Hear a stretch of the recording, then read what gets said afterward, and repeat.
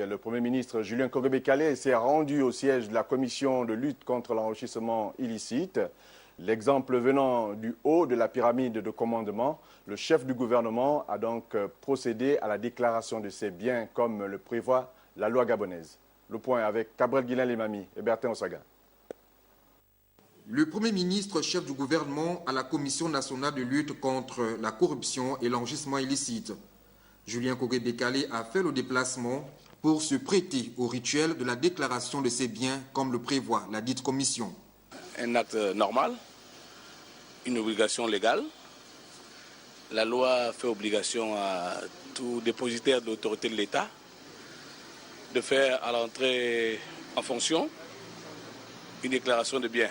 Tout Gabonais est en droit de déclarer ses biens. C'est pourquoi le Premier ministre lance cet appel à l'endroit de ses compatriotes. Je voudrais saisir cette occasion pour inviter tous les responsables administratifs, toute la classe politique gabonaise, dépositaires de l'autorité de l'État, à venir faire leur déclaration de biens. C'est une obligation légale. En ce qui concerne les interpellations récentes des dirigeants d'entreprises publiques et parapubliques, Julien Korebekale a tenu à apporter quelques éclaircissements. La lutte contre la corruption n'a ni agenda ni calendrier. Elle est permanente.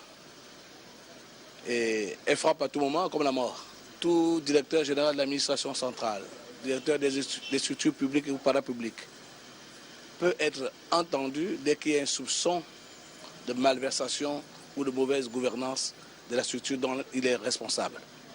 La descente du Premier ministre ici, dans cette institution, fait suite à son annonce du 11 novembre dernier, au cours de laquelle il faisait état de la déclaration de ses biens et ceux des membres de son gouvernement à la commission de lutte contre la corruption et l'enrichissement illicite.